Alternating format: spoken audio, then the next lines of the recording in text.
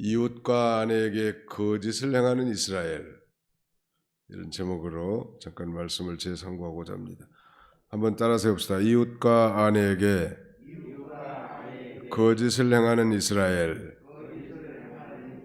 예.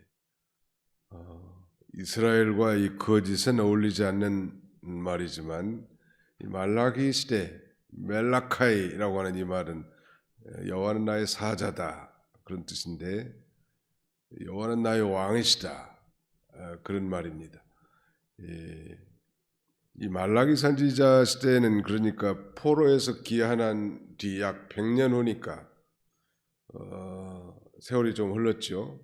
우리 개신교 기독교 역사를 한 130, 40년 이렇게 본단 말이에요.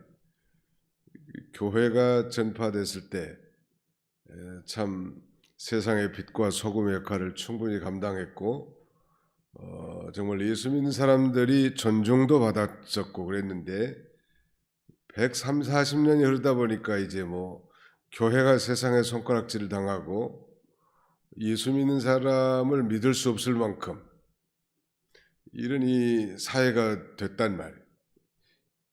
과거에 포로지에서 돌아올 때 그들의 심정은 정말 열렬하고 뜨겁고 하나님 앞에 진실했겠는데, 한 100년 지난 이 말라기 선지자 시대에 되니까 그야말로 거짓이 난무하는 그런 이스라엘 사회가 됐습니다. 사회상이 오늘 이 시대를 우리가 한번 돌이켜 본다면 이 시대는 그야말로 이 거짓이 판치는 시대.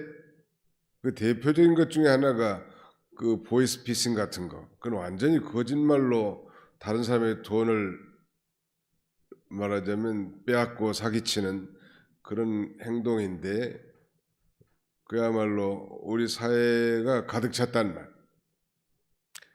우리 자신들도 한번 예수 믿는 사람으로서 정말 거짓된 것들이 없는지 한번 돌이켜보고, 생명에 관한 문제가 아니라면 우리가 진실하게 살아야 합니다.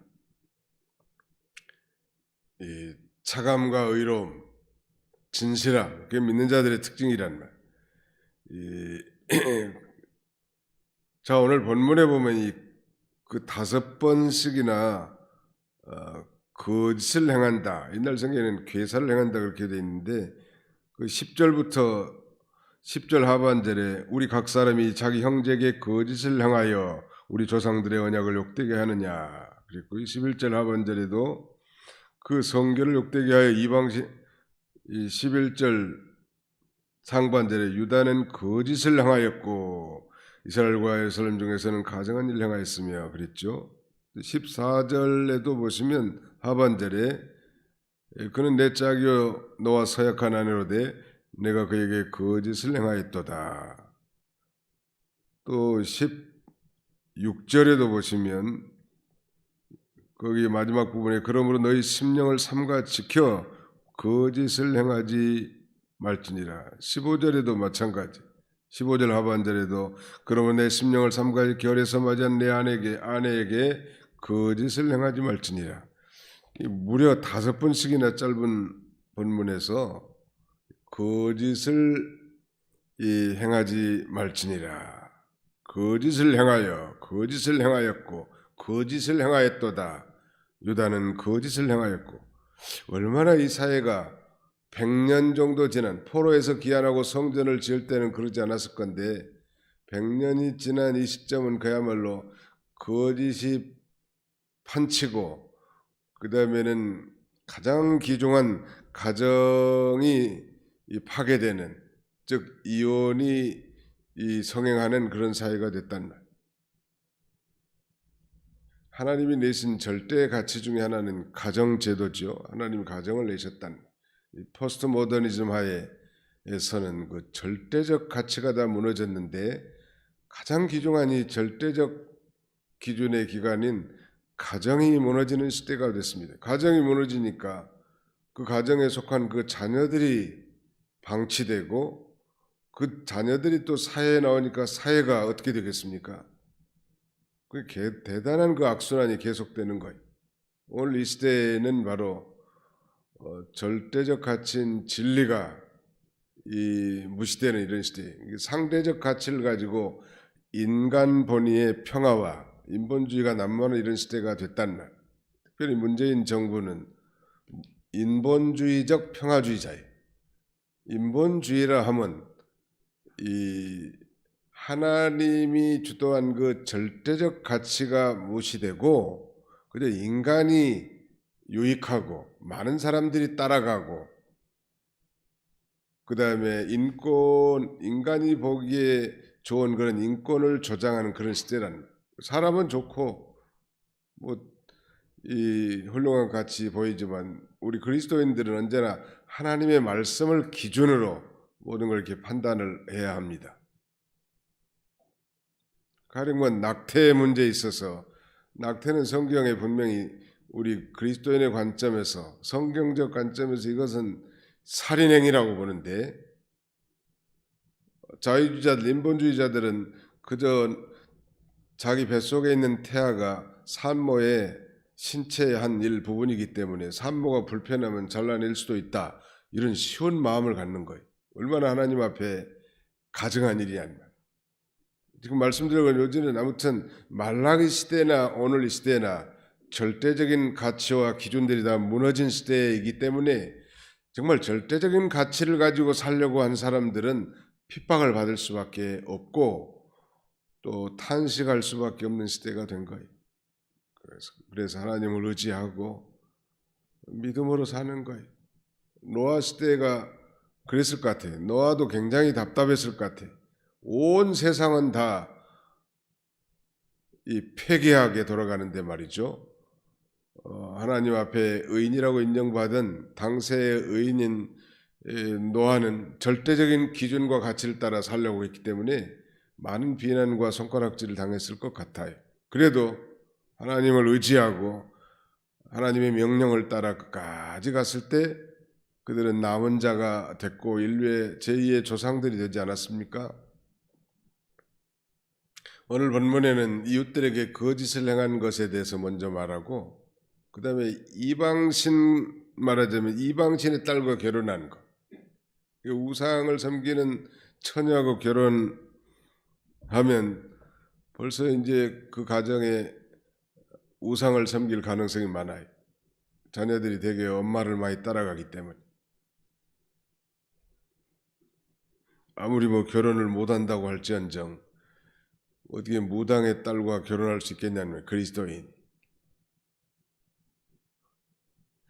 전에 한 30여 년 전에 교회 중년 남성이 있었는데 아마 이혼을 당했는지 어쨌는지는 모르는데 나중에 알고 보니까 그 무당하고 결혼했어. 무당. 잘 모르고 무당이 좀 얼굴이 반질반질 생긴 모양이에요. 고양이 같이. 그러니까 좋아가지고 결혼했단 말. 그러니까 그 믿음이 제대로 서지 않은 사람이 무당 구다는 거 따라갈 수밖에 없잖아요. 여자는 좋아서 따라갔지만 그 여자가 섬기는 신이 잡신인데 말이죠. 귀신이고 따라갈 수밖에 없는 거예요. 그래서 결혼을 잘하는 것이 중요한 것 같아요. 잘못하는 것보다 잘하는 게 중요하다. 그 다음에 세 번째는 정당하게 결혼한 아내와 이혼했다는 내용이 이제 대부분을 차지하는데 13절로 17절까지거든요. 정당하게 결혼한 아내와 이혼했다.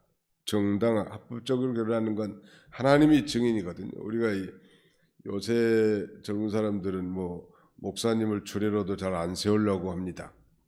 자기들끼리 그냥 하겠다는 거예요. 요새는 시대가 아무튼 희한한 시대가 돼가지고 믿는 사람도 마찬가지예요.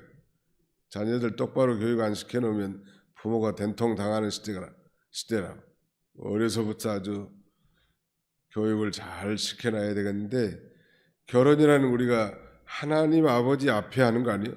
목사는 말하자면 대리인이고 엄밀하게 말하면 하나님 앞에 서야 하는 거예요. 여기 본문에도 보면 하나님이 이 정인이라고 하는 말씀이 있죠. 거기 한번 보세요. 몇 절이요? 14절. 같이 한번 읽읍시다. 14절 시작. 너희는 이르기를 어찌 됨이니까 하는도다. 이는 너와 내가 어려서 맞이한 아내 사이에 여호와께서 증인이 되시기 때문이라. 그는 내 짝이요 너와 서약한 아내로되 내가 그에게 거짓을 행하였도다. 여호와께서 증인이 되시기 때문이라. 우리가 사실은 뭐 결혼 서약뿐만 아니고 직분 서약, 집사나 권사님이나 뭐 장로님이나 목사님이나 심지어는 강도사님도 마찬가지. 그 인허를 받는다든지 직분 서약할 때 분명히 하나님 앞에 서약을 하거든요. 근데 많은 사람들이 형식적으로 참여하는 사람들이 많은데, 그럼 하나님은 다 들으시고 증인이시라는 거예요. 하나님이 증인이기 때문에 우리가 이 하나님 앞에 서약한 것을 잘 지켜야 합니다. 그걸 위반할 때는 그건 하나님 앞에 무서운 징벌이 내리겠죠. 모든 목회자들도 마찬가지. 하나님 앞에 서약한 걸 까마득하게 다 잊어버리고 자기 마음대로 이렇게 행하는 사람들 있는데, 그건 그 하나님 앞에 받을 벌이 크단 말이에요. 우리는 언제나 하나님 앞에서 그렇게 해야 된다. 정당하게 결혼했다는 거, 어떻게 그러면 성경에서 예수님께서는 마태복음 19장에서 음행한 연고 외에는 이혼하지 말라고 했는데, 그것은 인간의 완악함으로 말미암은 것이지 뭐 이혼을 해도 된다 뭐 그런 뜻은 아닙니다. 그런 여인을 호세아 선지자 같이 용서하고 사는 건 그야말로 차원 높은 신앙이겠죠. 그러나 지난번 수요일 날도 설명했습니다만 전쟁으로 인해서 너무 멀리 떨어져 가지고 다시 합할 수 없는 그런, 즉 바벨론 포로 잡혀간 자에게 거기서 결혼도 하고 집도 짓고 도시를 위해서 평안을 비라고 했는데 그런 경우라든지, 또 불신 남편에게 버림당한 여인이라든지, 그거 어쩔 수 없잖아요. 그거. 그럼 불신 남편이라도 같이 살기를 원한다면 헤어지지 말라고 하는 게 성경의 가르침이지만, 아무튼 신앙적 연유로 아니면 뭐 남편이 다른 여인을 취해서 이렇게 나감으로 버림받은 여인이라면 정당하게 뭐 재혼할 수 있겠죠.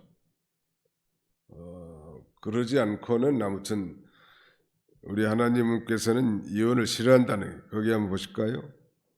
16절 또 같이 한번 읽읍시다. 시작. 이스라엘 하나님 여호와가 이르노라니 나는 이혼하는 것과 옷으로 학대를 가리는 자를 미워하노라. 만군의 여호와의 말이니라. 그러므로 너희 심령을 삼가 지켜 거짓을 행하지 말지니라. 그리고 이제 15절에는 하나님 아무튼 이혼 싫어하고 부인들에게 학대하는 자 싫어한다. 아무튼 이 아내가 이혼당하는 것은 그야말로 천갈래 만갈래 가슴이 찢어지는 일이에요.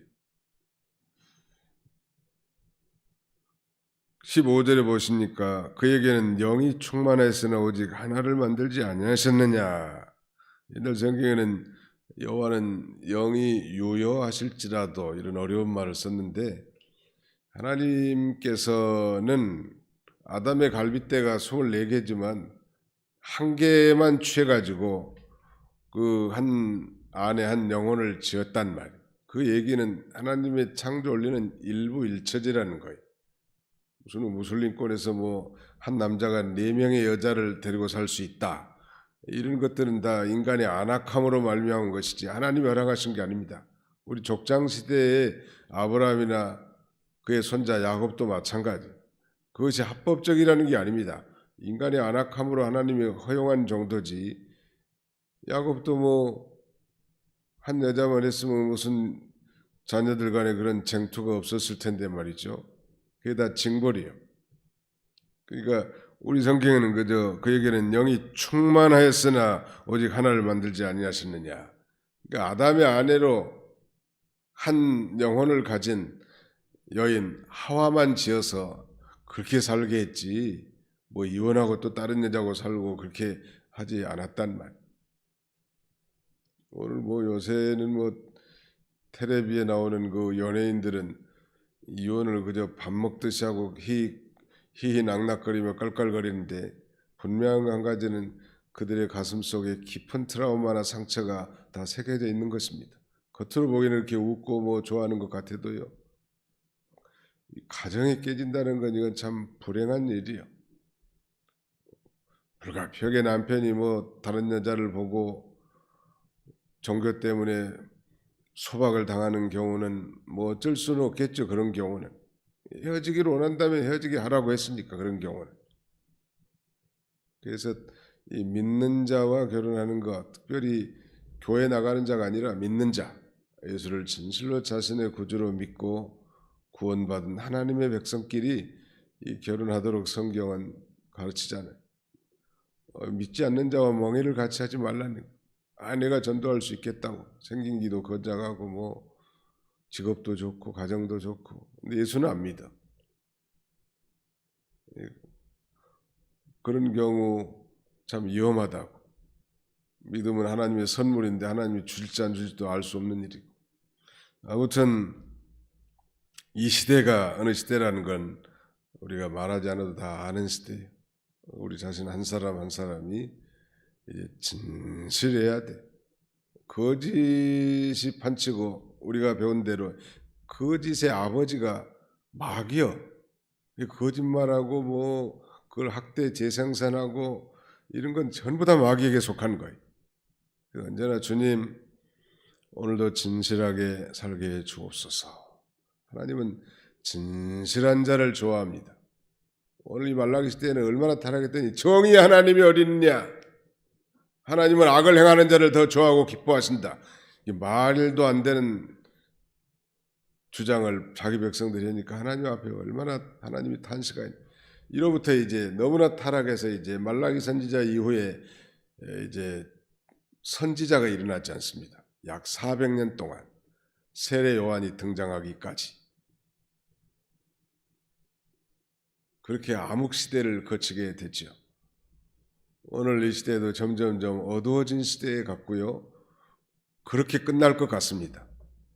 예수님 재림할 때까지 점점점 어두워지지 이전보다 더 개선될 여지가 전혀 없고 이미 마치 침몰하는 배처럼 서서히 이미 기울어진 상태에서 우리도 태어났고 점점점 기울어져서 마침내는 예수님의 재림과 함께 이 세상에 심판당하고 예수님이 재림할 것 같습니다. 예산 편성을 이렇게 해둔 게 좋을 것 같아요. 코로나도 그 일환의 하나죠, 말하자면.